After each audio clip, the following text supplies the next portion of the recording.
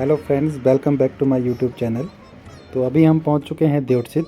Part 1 में आपने देखा कि चंडीगढ़ से देवटसिद्ध कैसे आना है, और अभी हम देवटसिद्ध में सबसे पहले जाएंगे बाबा बालकनाथ जी की गुफ़ा में।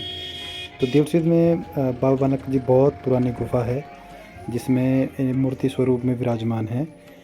गुफ़ा के दर्शन करने के बाद हम जाएंगे शाहतलाई में, जहाँ पे हम देखेंगे बाबा बालकनाथ जी का अखंड धूना। और वहीं पे बाबा जी ने चमत्कार से अपनी 20 साल पुरानी रोटियां और लस्सी माँ रत्नो देवी को दिखाई थी। तो आइए पहले चलते हैं बाबा जी की गुफ़ा की तरफ।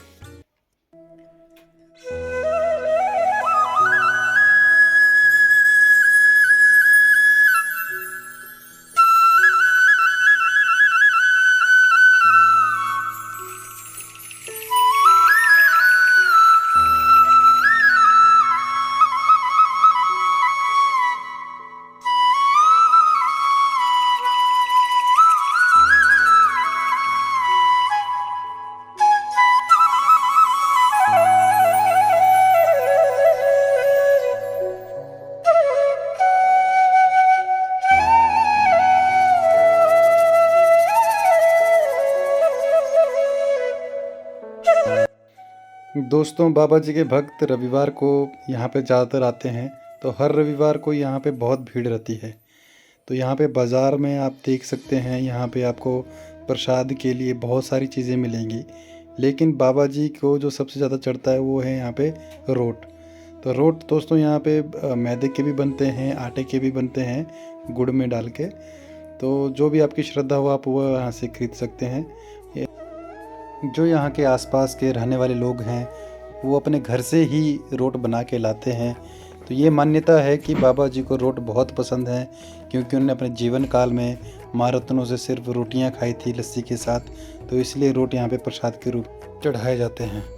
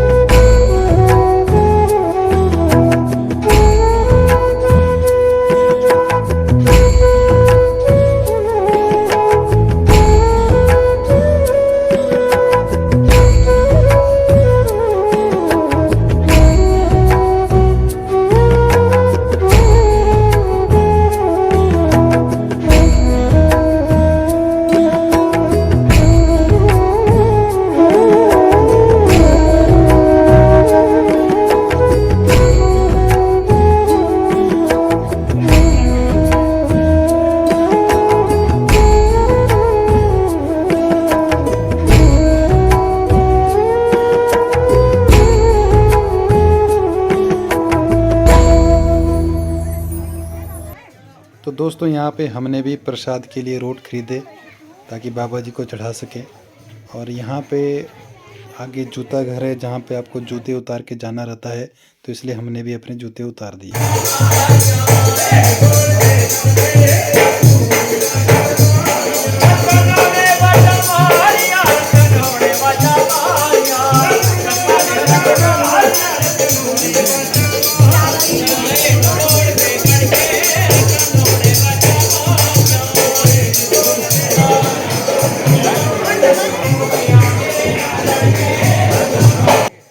दोस्तों, बाबा बालकनाथ जी को दूधाधारी भी कहा जाता है।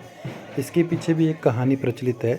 एक बार गुरु गोरखनाथ जी अपने 200 चेलों के साथ इस स्थान से गुजर रहे थे। तो उन्होंने देखा कि बाबा बालकनाथ जी धूना लगा के तपस्या कर रहे हैं। तो उन्होंने सोचा कि इस छोटे बच्चे की परीक्षा ले लेते हैं। उन्होंने कहा कि बेटा, हम लोग बहुत भूखे हैं, हमें कुछ खिला दो। बाबा बालकनाथ जी ने कहा कि बाबा जी, मैं सिर्फ आपको दूध पिला सकता हूँ। तो गोरखनाथ जी ने सोचा कि इतना छोटा बालक हम 200 लोगों को कैसे दूध पिलाएगा। तो बाबा बालकनाथ जी ने क्या किया कि एक कटोरा लिया, गाय की पीठ पे हाथ रखा, तो देखा कि गाय के थनों से दूध लगातार निकलता जा रहा है। वो दूध ख़त्म ही नहीं हुआ और 200 लोगों ने वो पी लिया। इसके बाद बाबा बालकनाथ जी के इस चमत्कार से गुरु गोरखनाथ जी बहुत खुश हुए। उन्होंने सोचा कि ये तो मेरा चेला होना चाहिए, तो उन्होंने ज़बरदस्ती उसको बाबा जी को पकड़ के उनके कान में कुंडल पहनाने की कोशिश की। तो कुंडल पहनाते टाइम उनके कान से खून की जगह दूध निकलने लगा, तो इसलिए उन्हें बाबा दूधाधारी भी कहते हैं। उस स्थान से बाबा बालकनाथ जी मोर के ऊपर बैठ के इस गुफ़ा की तरफ यहाँ पे आए थे शाहतलाई से। तो तब से ये देवसिद्ध बाबा बालकनाथ जी गुफ़ा बहुत प्रचलित है, क्योंकि यहीं पे बाबा जी मूर्ति स्वरूप में विराजमान है और यहीं पे वो अंतर ध्यान हो गए थे। दोस्तों, गेट नंबर 3 से आगे महिलाओं के लिए अलग से लाइन रहती है, जो कि लेफ्ट हैंड साइड रहती है, और पुरुषों के लिए राइट हैंड साइड से दर्शन के लिए लाइन लगी रहती है।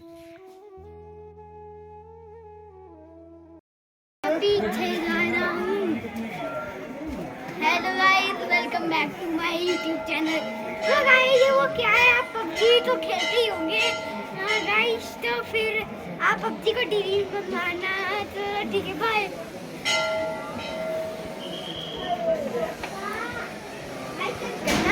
वरना मैं आपको जानता हूँ।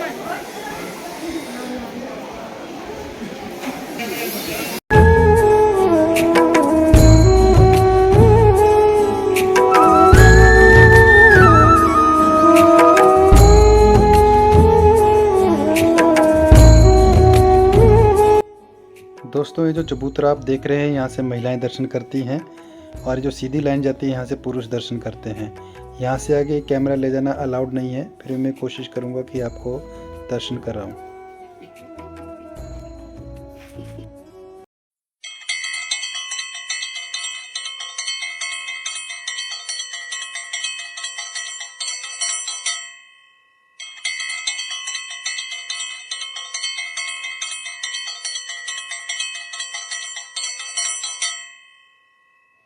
और ये है बकरा स्थल, जहाँ पे बकरों के ऊपर जल चढ़ाया जाता है। ऐसी कथा है कि जब बाबा बालकनाथ जी इस गुफा की तरफ आए थे, तो यहाँ पे एक राक्षस रहता था। उसे परास्त करके बाबा जी ने उसे अपना सेवक बना लिया था। तो उसी के लिए यहाँ पे बकरे चढ़ाए जाते हैं, क्योंकि राक्षस ने कहा था कि बाबा जी, आपका तो धोने से काम हो जाएगा, मैं क्या खाऊँगा। तो इसलिए बाबा जी ने कहा था कि तुझे बकरी गंध से संतोष करना पड़ेगा। दोस्तों, वापसी पे हम आपको दिखाते हैं कि सामने जो रोड दिख रहा है, वहीं से हम शाहतलाई की तरफ जाएंगे। अभी थोड़ा दोपहर का समय हो रहा है, तो हमने सोचा थोड़ा लंच ब्रेक ले लिया जाए। तो यहाँ पे हमने थोड़ा चाय पकौड़े के साथ थोड़ा सा अपने पेट को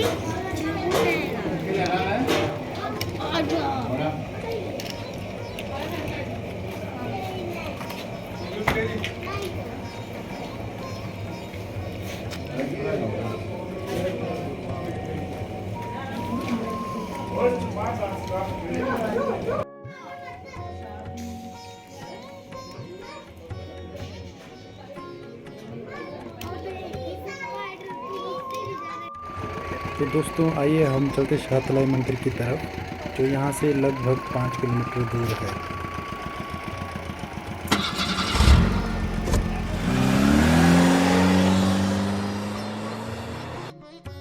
देवसिद्ध से शाहतलाई की तरफ जाते हुए रास्ते में ये आता है गुरु महाराज श्री निर्मल बाबा जी का आश्रम।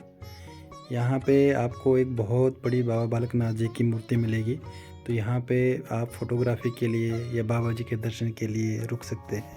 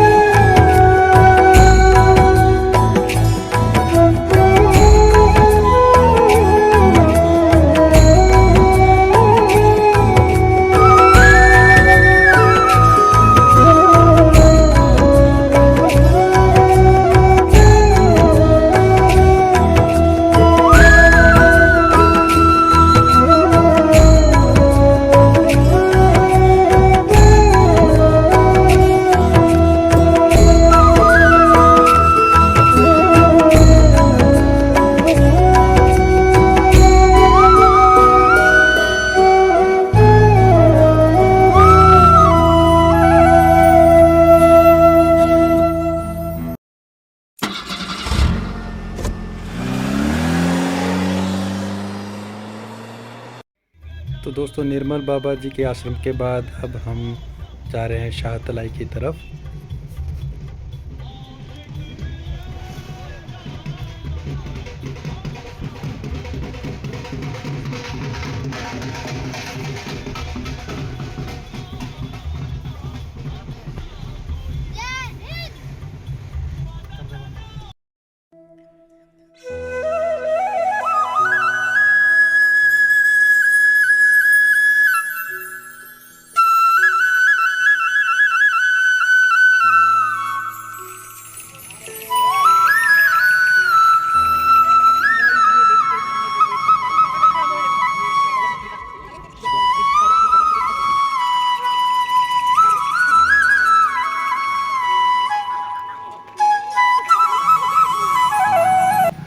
तो दोस्तों हम पहुंच चुके हैं शाहतलाई के प्राचीन मंदिर। जी हाँ, ये वही मंदिर है जहां पे बाबा जी तपस्या किया करते थे। वो गायें चराते थे रत्न माता की, और यहीं पे वो धुआं लगा के तपस्या करते थे। तो यहाँ पे एक कथा मशहूर है कि एक बार बाबा जी धुआं लगा के बैठे थे और उनकी जितनी भी गायें थी वो आसपास के गांव वालों के खेत को चरने चली गई। तो इसमें गांव वालों ने शिकायत की माता रत्नों से कि हे माता, तेरा ये बालक तो धुएं में रमा रहता है और गाय की तरफ उसका ध्यान नहीं है, वो हमारी सारी फसलें नष्ट हो गई। लेकिन फसलें नष्ट नहीं हुई थी, वो बाबा जी का ही एक चमत्कार था। तो उसकी कहानी भी हम आपको आगे सुनाएंगे।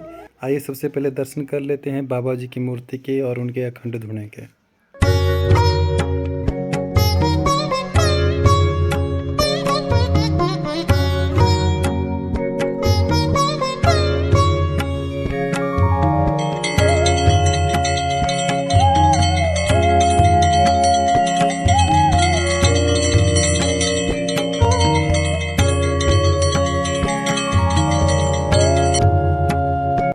दोस्तों बाबा जी की इस कथा का आज भी एक गवाह मौजूद है और वो है यह पेड़। जी हाँ, ये पेड़ सदियों से यहाँ पे मौजूद है और यही गवाह है इस पूरी कहानी का।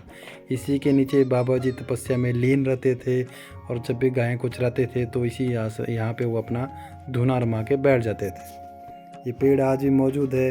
लोग इसके चारों तरफ इसकी पूजा करते हैं और आज भी इसे श्रद्धापूर्वक वैसे ही आदर सम्मान दिया जाता है जैसे बाबा जी को दिया जाता है।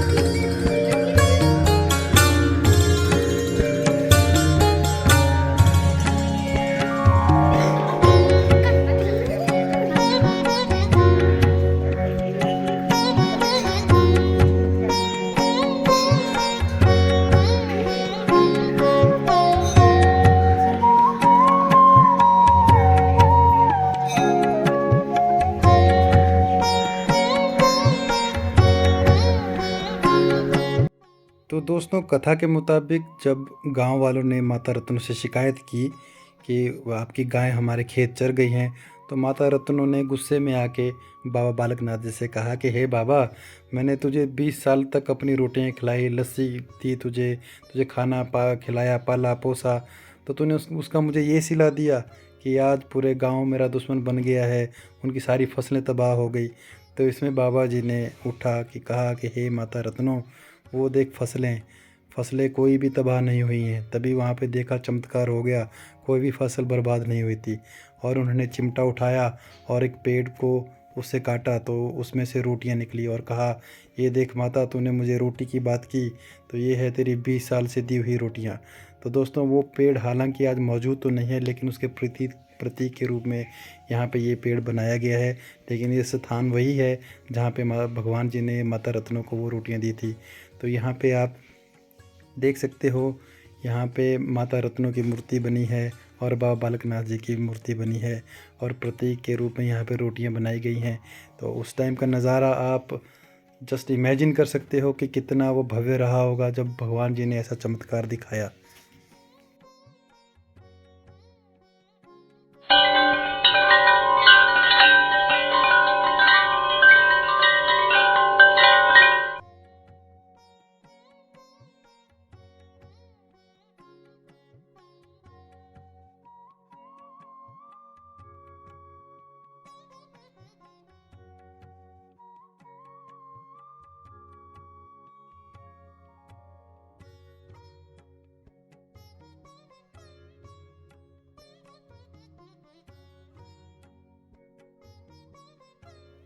और दोस्तों ये वो स्थान है जहाँ पे बाबा जी ने पत्थर में से लस्सी निकाली थी और कहा, ये माता जो तुमने मुझे जितनी भी लस्सी पिलाई है वो ये रही तुम्हारी लस्सी।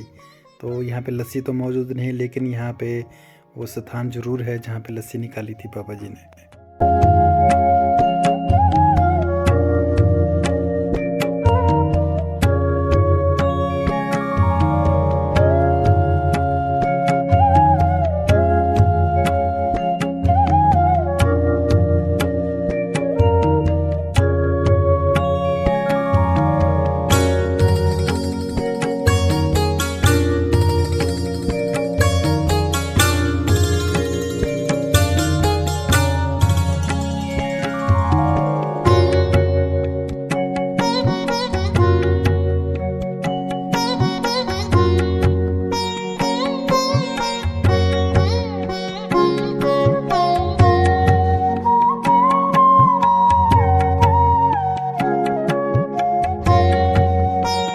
और दोस्तों ये जो मूर्तियाँ आप यहाँ पे देख रहे हो, ये यहाँ की सबसे पुरानी मूर्तियाँ हैं जो बाबा बालकनाथ जी, माता रत्नो देवी, बाकी सब देवी देवताओं की मूर्तियाँ यहाँ पे आज भी विराजमान हैं।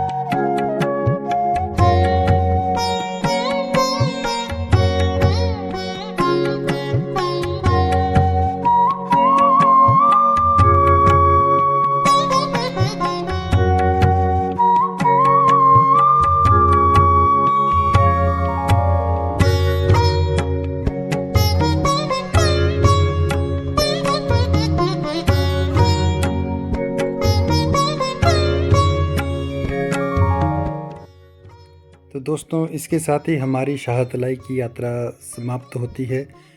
यहाँ पे छोटा मोटा बाज़ार है जहाँ पे आप प्रसाद ले जा सकते हो और अपने घर में अपने संबंधियों को देने के लिए कुछ चीज़ें यहाँ से ले जा सकते हैं। यहाँ से भी सबसे ज़्यादा जो फेमस चीज़ है वो है बाबा जी का जंतर। एक जंतर रहता है जो एक लॉकेट में पिरो के, काले धागे में पिरो के, एक किसी की नज़र ना लगे जो कहते हैं लोग, तो उसके लिए ये काफ़ी लोग यहाँ से ले जाते हैं।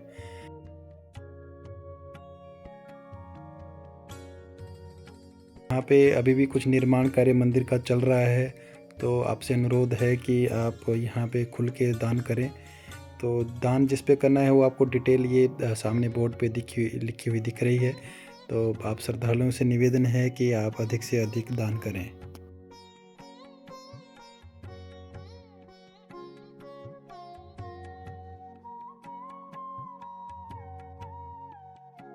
ओम सिद्धाय नमः। जय बाबा बालकनाथ, जय पौनाहारी।